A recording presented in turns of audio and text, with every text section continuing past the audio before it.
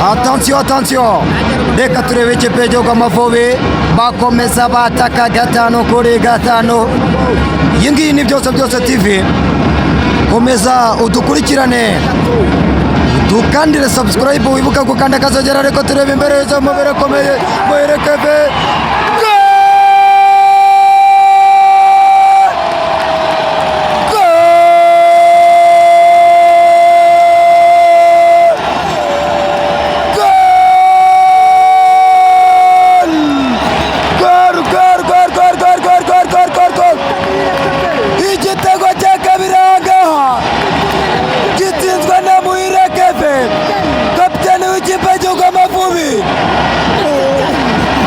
Amavubi yanditse igitego cya kabiri. Attention, iyi ni byose TV. Subscribinga, usharinge, urayikinge, dukomeze twibanire. Amavubi akaba ayoboye n'ibitego 3-2 ku busa, ariko mbibutse yuko ubu ngubu byose hamwe mu mikino ibiri akaba afite ibitego 4 ku bitego 3 aggregate muri rusange. Muhire Keve, kapiteni w'ikipe ya Rayon Sports, kapiteni w'ikipe y'igihugu y'Amavubi ya cane, akaba amaze guterekamo igitego cya kabiri ahangaha. Mbibutse yuko Amavubi ubu ngubu tuvugana afite ibitego 4 ku bitego 3, ubwo ni aggregate.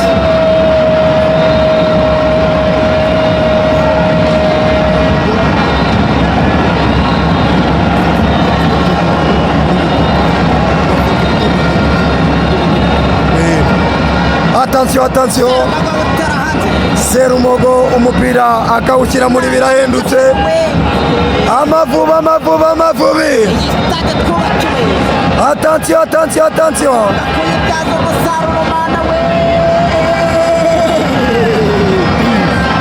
Attention. Muhire Keve nyuma yo guhusha penalty akaba avuze ati reka nikosore, akaba amaze guterekamo igitego cya kabiri. Reka turebe imbere y'azamu ry'Amavubi birakomeye,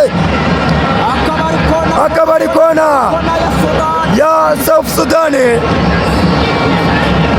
akaba ari kona ya South Sudan. Amavubi ahangaha turaryohewe, Amavubi hano turaryohewe.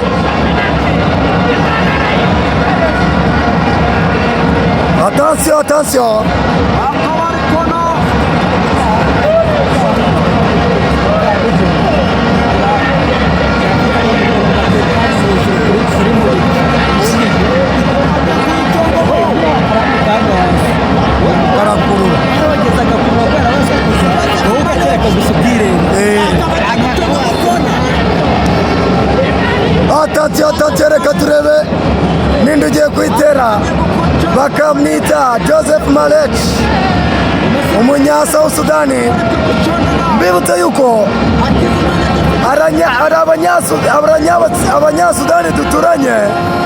Reka turebe birakomeye, ariko ni kona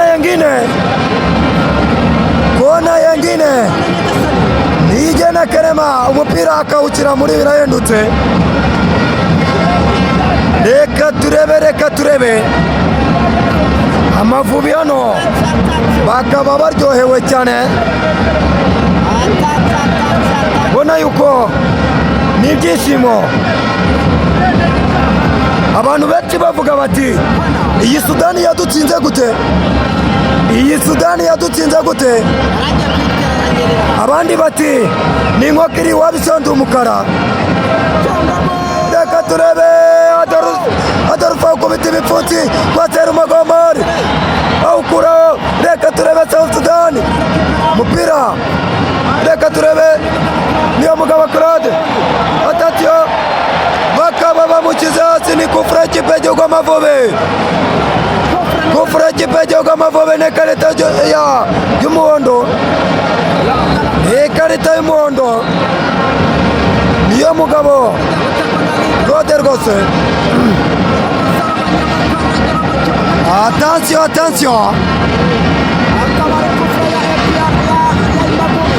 Attention Niyigena Kerema umusore w'umudefanseri. Reka turebe yahitaye ashakisha Gilbert. Reka turebe arakotera farandage arambura pasi ariko aracyafite. Reka turebe imbere z'ama birakomeye ariko umupira umuzamu arawufata. Uyu muzamu ubona yuko yagize akazi kenshi gakomeye cyane. Uyu muzamu bamubaza imbavu, uyu muzamu bamupimye uburebure, uyu muzamu ni ibintu byinshi bishoboka. Ikipe y'igihugu Amavubi yapimye urwego rwayo. Reka turebe. Attention mu kibuga hagati baragundagurana, arashakisha nde Joseph Marish. Attention mupira ku ruhande ugaruka mu kibuga hagati South Sudan.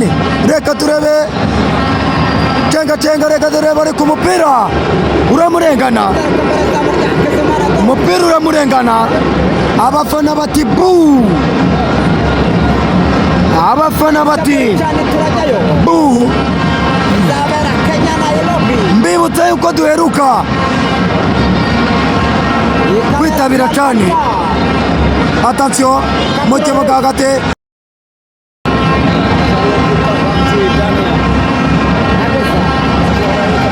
iyi kipe, mbibutsa yuko iyi kipe igiye ifitemo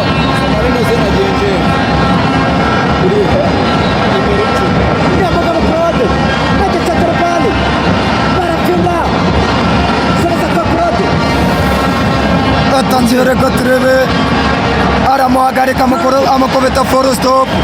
Reka turebe Ruboneka Niyigena Kerema. Attention arashakisha aratera nde Niyigena Kerema ashakisha Serumogo ari Omar. Reka turebe aretatora ashaka. Attention ariko umupira barawubogisa mu kanya gato.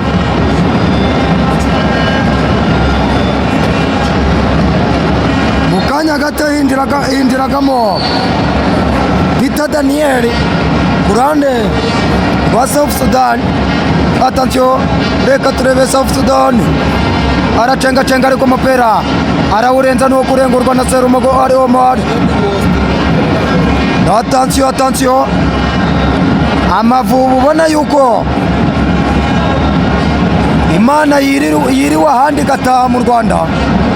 Nsabimana Aimable atanga umupira kwa Niyigena Kerema ashakisha kwande kwa niyo mugabo Claude kwa Ruboneka.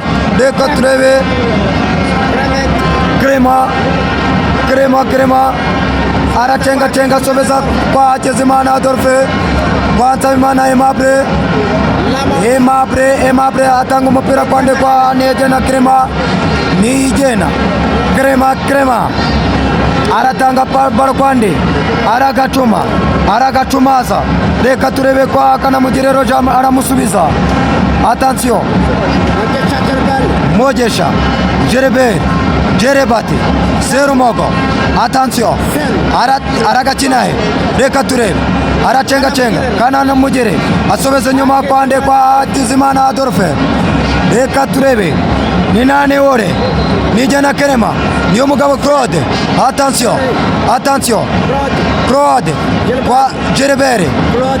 Attention mwere. Attention reka turebe arambura pasi ariko umupira uca ku ruhande gatoya.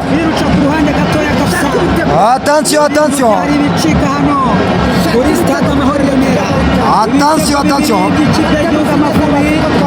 arambura pasi South Sudan barimo rogerare ku mupira. Amavubi bawushyira ku mutwe ugarukira mu biganza bya Hakizimana Adolphe. Atanga umupira kwa Nsabimana Aimable kwa Niyigena Kerema aracenga ashaka nde. Reka turebe awubyinaho ariko ubona ko abasore b'ikipe y'igihugu Amavubi baje noneho bafite forme zidasanzwe. oya aba bahungu bikamase kubera ko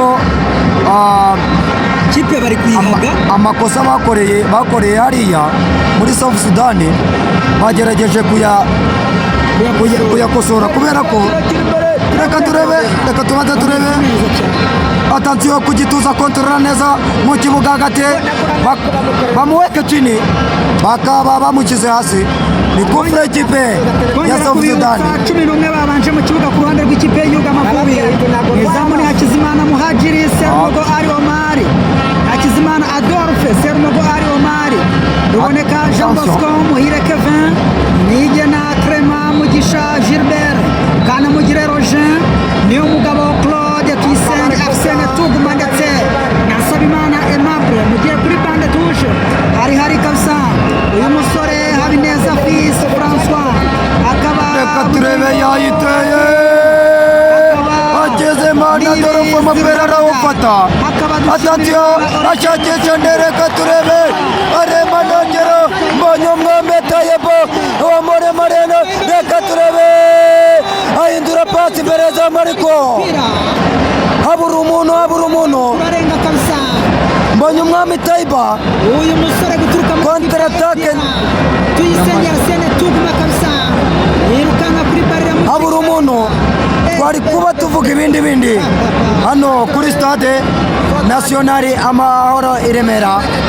Attention muri arambura pasi mu kibuga hagati bamba ku murongo gabanya mu kibuga kabiri reka turebe attention reka afite amaguru maremare reka turebe iyo na South Sudan reka turebe ariko niyo mugabo Claude kapiteni w'ikipe ya APR aravuga ati nicyo mbereyeho muri APR. Bari gukina umupira wo ku rwego rwo hejuru wagira ngo ni Burayi. aba bahungu bamenyereye gukinira kuri iki kibuga. Reka turebe Adolphe asohoka neza umupira arawufata reka turebe Arsene acenga ajyamo mu kibuga hagati arashaka nde Arsene ubona yuko abantu benshi bagenda bamushinja gutinda. Reka turebe Arsene atanga pande mwirekeve reka turebe kapitene Emblematique attention ariko Ruboneka agenda gakeya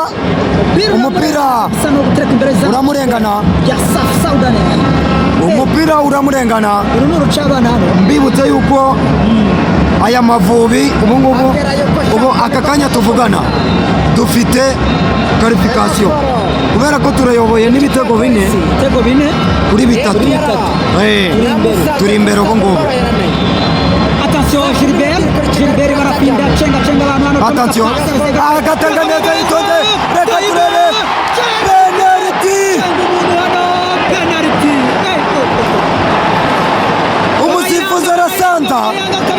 umusifuzi arasanta aravuga ati nta penalty nabonye ati wowe urashaka kumbeshya ati umupira wari watakaje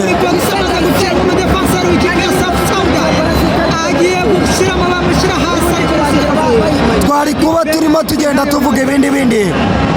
Attention reka turebe South Sudan umupira wifatirwa na niyo mugabo Claude reka turebe Mugisha Gilbert attention mu kibuga hagati ashakisha Serumogo Ari Omar reka turebe kwa Tuyisenge attention reka turebe arambura pasi ariko South Sudan barofata.